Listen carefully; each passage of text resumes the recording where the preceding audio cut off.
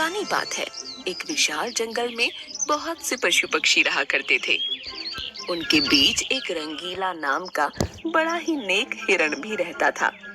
वो बहुत ही मेहनती, मिलनसार और परोपकारी था। वो अपने मन, कर्म और वचन से सबका ख्याल रखता था। किसी का स्वास्थ्य खराब होने पर वो हालचाल लेने के साथ साथ उसके उपचार की भी व्यवस्था करता था। वो जहाँ रहता था वहाँ अपने मेहनत से चारों तरफ हरियाली फैलाए रहता था। एक बार रंगीला स्वयं बीमार पड़ गया। उसे ऐसा बुखार चढ़ा कि उतरने का नाम ही नहीं ले रहा था। उसने स्वयं कुछ जड़ी बूटियां खाईं, लेकिन कोई लाभ नहीं हुआ। उसकी बीमारी की खबर जंगल में फैल चुकी थी, लेकिन उसे देखने के लिए कोई नहीं आया। तब उसका मन अधिक मुरझा गया। उससे उठा नहीं जा रहा था। फिर भी वो उठकर कुछ आगे आया और उसने देखा 2 हिरण उसके इलाके में आ गए थे। वो बड़ी बड़ी हरी हरी घास खा रहे थे। उन्होंने जब रंगीला को देखा तो मुस्कुराने लगे। अरे रंगीला, कैसी है तुम्हारी तबीयत? हम तो तुमसे ही मिलने आए हैं, तुम्हारा हालचाल जानने आए हैं। हाँ रंगीला, हमने सुना तुम्हारी तबीयत बहुत खराब है, तो हमसे रहा नहीं गया, इसीलिए चले आए हैं। अब बताओ कैसी तबीयत है? तबीयत में कुछ फर्क नहीं आया है, अब कोई दूसरी दवा लेनी पड़ेगी। हाँ हाँ, अच्छी दवा लेना, अपना ख्याल रखना। तुम आराम करो, हम चलते हैं। रंगीला मुड़कर अपने अड्डे की तरफ चला और इधर ये दोनों हिरण फिर से रंगीला के इलाके की हरी हरी घास खाने लगे। मैंने इस जगह के बारे में जितना सुना था उससे भी अच्छा पाया। रंगीला ने बड़ी मेहनत से गुलशन सजाया है। चारों तरफ हरियाली ही हरियाली है। देखकर और खाकर तबीयत हरी हो गई। आज पेट भरकर खा लेता हूँ, कल रंगीला से मिलने के बहाने फिर आऊंगा। मुझे रंगीला की तबीयत से क्या लेना? ये हरियाली खींच लाई है मुझे। मैं भी तुम्हारे साथ कल आऊंगा। दोनों हिरणों का जब पेट भर गया तब वो वहाँ से चले गए। अपने इलाके में जाकर वो रंगीला के इलाके की हरी हरी घास की तारीफ करने लगे। अरे भाई, यहाँ सूखी घास खाते पड़े हो। जाओ रंगीला के दरबार में, वहाँ चारों तरफ हरियाली ही हरियाली है। वहाँ जाओ, रंगीला का हालचाल पूछो और पेट भरकर हरी हरी घास खाओ। रंगीला बहुत अच्छा है, बड़ा नेक है। उसके बीमार होने पर भी हमें हरी घास खाने के लिए मिल रही है। इससे अच्छी बात और क्या हो सकती है? बहुत सारे हिरणों की टोली बन गई और सब रंगीला के पास पहुंच गए उसका हालचाल पूछने। पहले तो रंगीला को इस बात की बड़ी खुशी हुई कि कितने सारे लोग उसका हालचाल जानने के लिए आ गए। उसके बाद का नजारा देखकर उसका सर ही चकरा गया। सारे हिरण उसके इलाके की घास खाने में जुट गए थे। कुछ हिरण फल भी खा रहे थे। उनके पास सर उठाकर इधर उधर देखने की भी फुर्सत नहीं थी। रंगीला बेचारा मन ही मन सोचने लगा कि ये लोग मेरे पास 2 घड़ी भी नहीं रुके और घास खाने के लिए जुट गए। अब यही हाल रहा तो मेरे इलाके की सारी घास साफ हो जाएगी। मेरे खाने के लिए भी कुछ भी शेष नहीं बचेगा। कुछ देर बाद रंगीला का एक मित्र मोनू भालू आ गया। उसे आने में देर हो गई थी। माफ करना दोस्त, मैं तुम्हारे लिए औषधि की तलाश में गया था और मुझे बहुत दूर जाना पड़ा। औषधि तो मिल गई, लेकिन आने में देर हो गई। इसे तुम खा लो और जल्दी से ठीक हो जाओ। रंगीला ने औषधि खाई और उसे कुछ समय के बाद आराम मिलने लगा। उसका दोस्त मोनू उसके साथ ही रुका रहा। 2 दिन के बाद रंगीला की तबीयत ठीक हो गई, लेकिन उसके खाने के लिए न घास बची थी न कोई फल बचा था। उसकी सारी मेहनत पर पानी फिर गया था। वो उदास हो गया।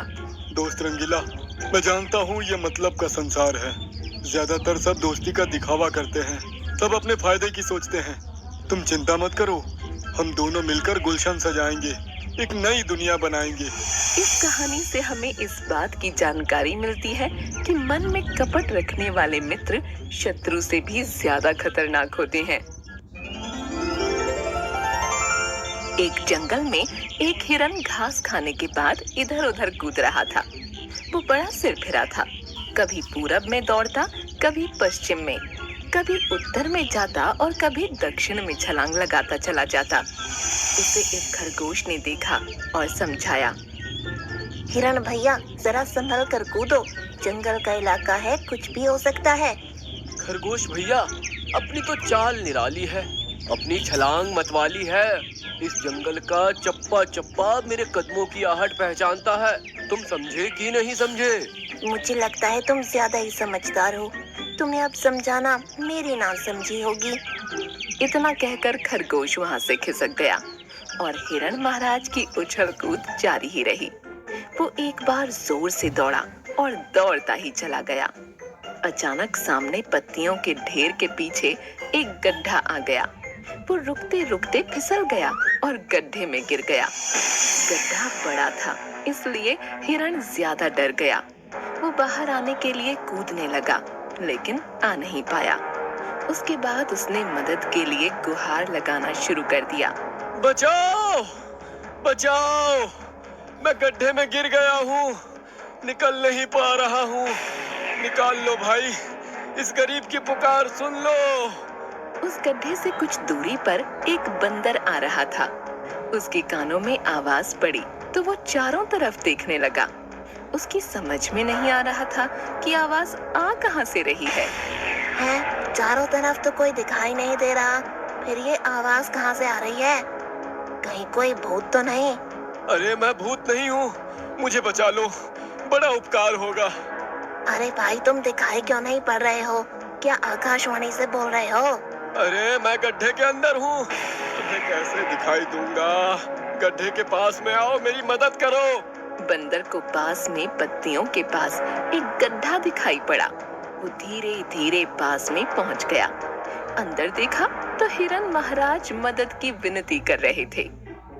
अरे हिरण भाई, तुम गड्ढे के अंदर कैसे पहुंच गए? भैया नासमझी के कारण बहुत बड़ा धोखा खा गया।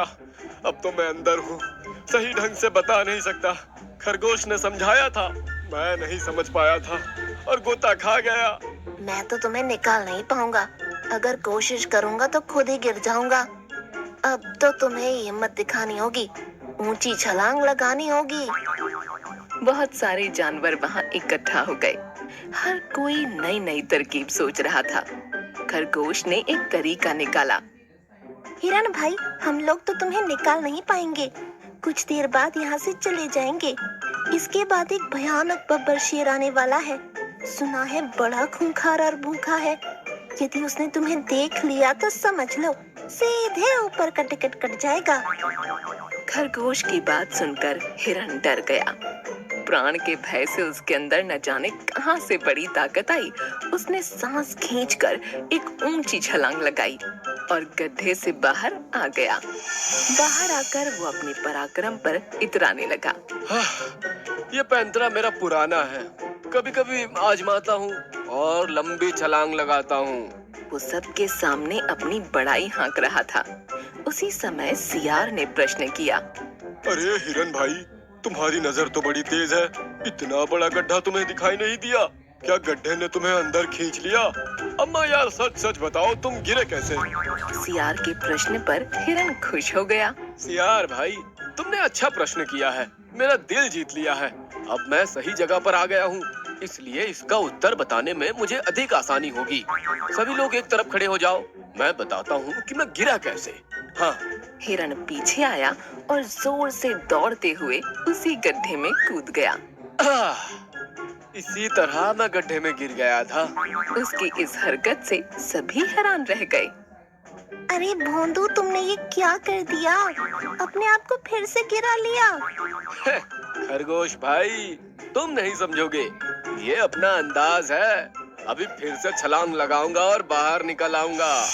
ये कहकर हिरण ने ऊंची छलांग लगाई, लेकिन बाहर नहीं निकल पाया।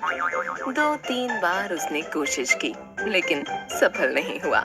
ये हिरण दिमाग से पैदल है, भला कोई गड्ढे में फिर से गिरने का प्रयोग करता है। बार बच गया, फिर अपने ही मूर्खता से फंस गया। अब तो लगता है ये गड्ढे में ही रह जाएगा। नहीं नहीं, मैं गड्ढे में रहा तो शेर मुझे खा जाएगा। मुझे बचा लो यारो। बड़ी देर तक तमाशा चलता रहा। हिरण कूद कूद कर फिर से गड्ढे में फिसलता रहा। इसके बाद बड़ा जिराफ वहां आया और उसने गर्दन को झुकाया। फिर इसके बाद हिरण को बाहर निकाल लिया गया। गड्ढे में गिरने के प्रयोग की मूर्खता दोबारा मत करना, वरना अंदर ही रह जाओगे। इस तरह से मूर्ख हिरण की जान बचाई गई।